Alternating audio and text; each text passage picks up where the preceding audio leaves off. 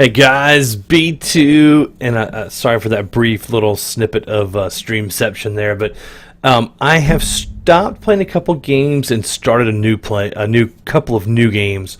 And here's the idea that I was thinking of. Like, I'm still gonna do Clicker Heroes, Summoner's War, League of Legends, but some of the ones that I was playing that I was not really filming a whole lot for, I'm gonna put on the back burner right now and really just take a look at some of the new stuff that's out there, or old new stuff, right? Because like sometimes I've never heard of a game and I research something and I'm like, oh, let me check this out, and you guys have probably already played it, or I mean a few of you guys for sure. So the first one is Conflict of Nations, and I'm gonna tell you right off the bat, like, this is not a quick, hey, load it up on a Friday and everybody fight each other kind of like to the death. Like, this is one of those slow paced building games that you can start off. You can start off and attack people for sure, but then you're gonna have to like slow down and rebuild. And I'll show you what I mean.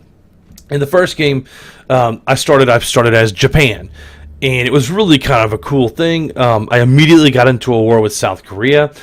We wiped them out over here, and then I went ahead and got I've taken out North Korea too.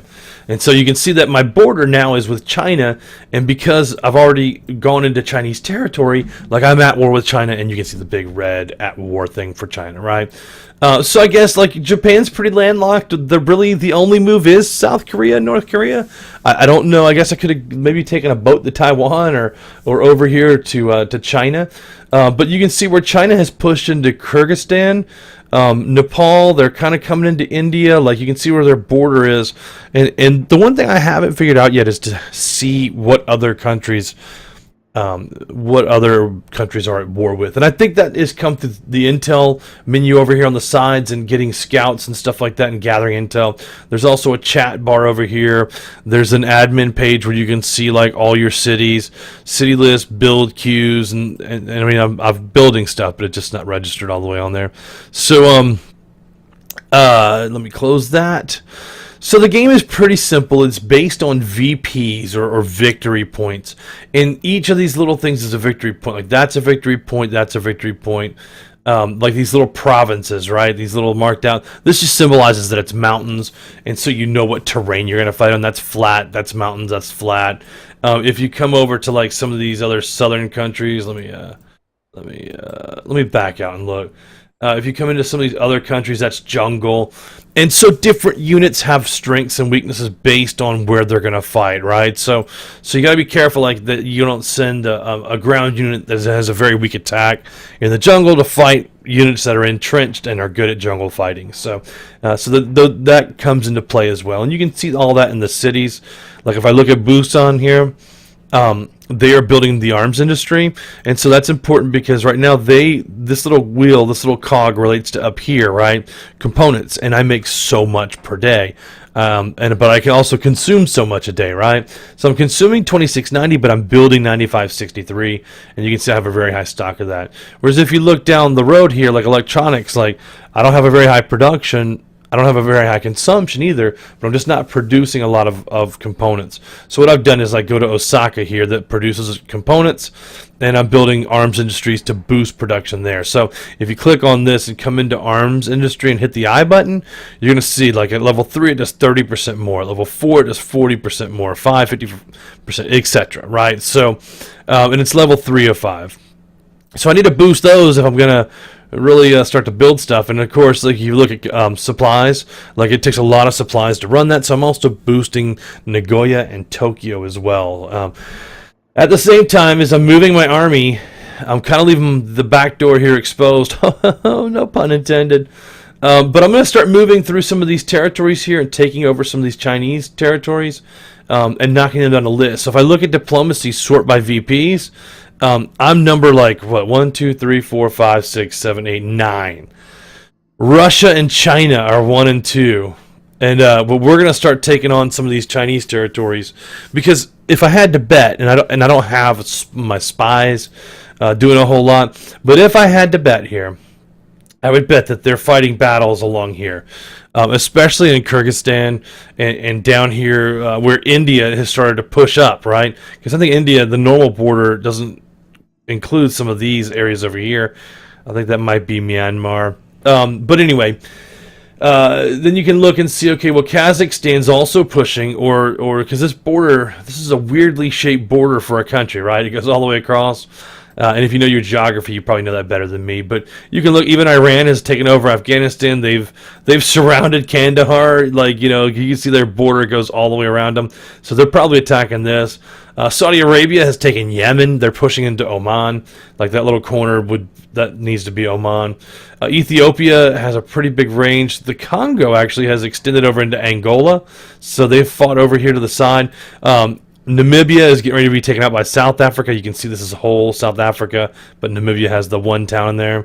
And then, of course, it goes over to Brazil, who's that. I think that is actually the Brazilian border.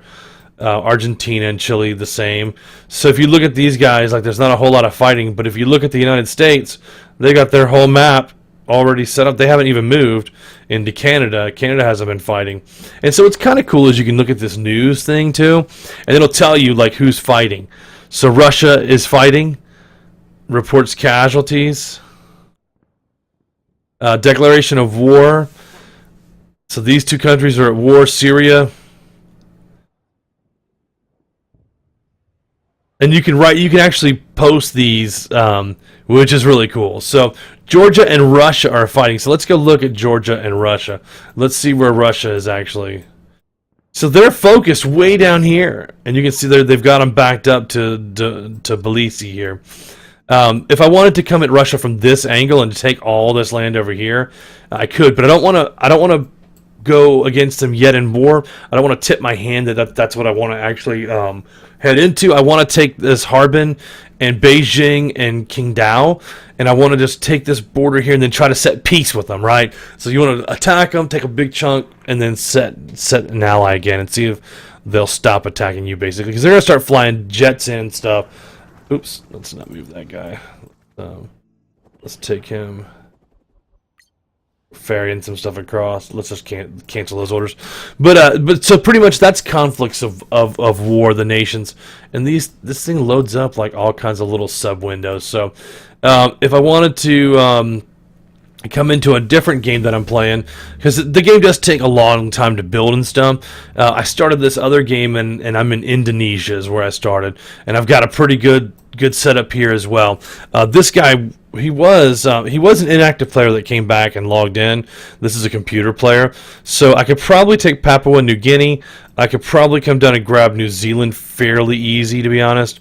And then try to battle Australia. But I'd rather just leave him be right now because I don't think he's very active. But I am taking Thailand right now.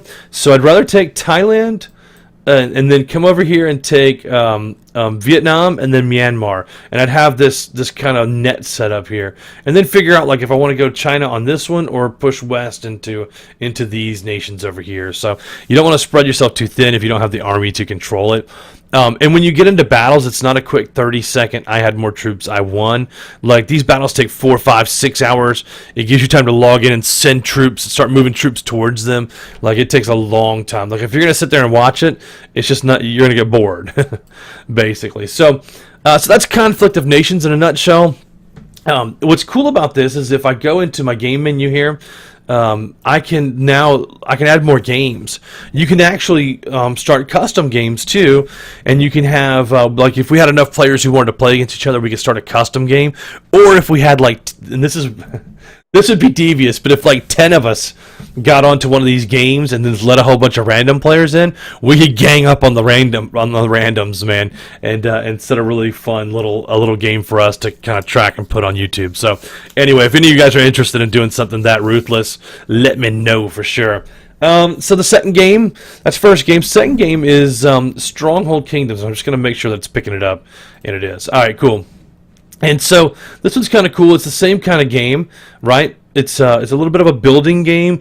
It's a little bit, and these are the games that I really enjoy playing. So I'm kind of stoked to get in and take a look at them. But so I just happened to start off in India because I think it's where it random places you. I can't remember the beginning, and I'm in South India here, and so I've been playing this for about 3 days maybe, and I don't know a lot about the game. Like I definitely.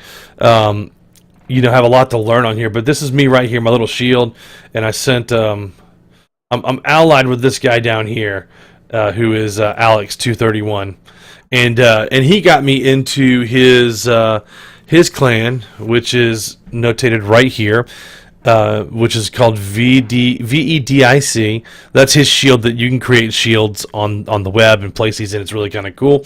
And this is the house. He's in House 5. So all of these clans are part of House 5, which is a whole other sub thing for it that is pretty exciting to look at.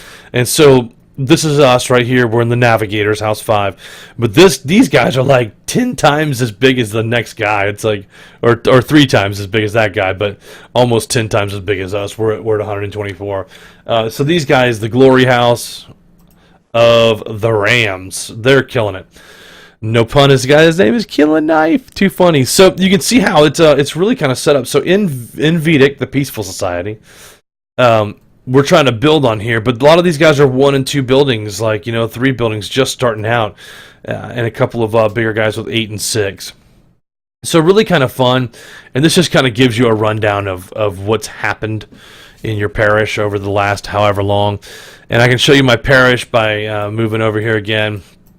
So we're in Mabub Nagar, the parish of, and right now there's someone is sending an attack on the pig castle, which was kind of cool. Napoleon did. I can't really... Can I see that battle? I can't see that battle. Can I? No. Well, anyway, it would be cool if I could... Yeah, here we go. Castle lasted, none. Troops lasted. Well, anyway... I need to figure this out, but someone killed the Wolf's Castle over here. I think it's, if I look, it'll tell me, as a parish, we attacked. So we sent in 145 archers and 128 pikemen, and we destroyed this. So if I view the battle, you can see it's pretty overwhelming. The Wolves are going to jump out and get just worked by archers here in a second. Yeah. And then you can see their hit points. Gotta move around to see everything going on. But they're just going to take out these wolves and then jump in. So battle's really simple, and I kind of dig that. And they'll grab these last 2, and they'll actually go in the wolf lair and destroy it. So cool. So once it's done, you'll see it has a head on here. Now that's important for this reason right here. In your city that you're building, you have this morale and honor stuff, right? And so everything you do good...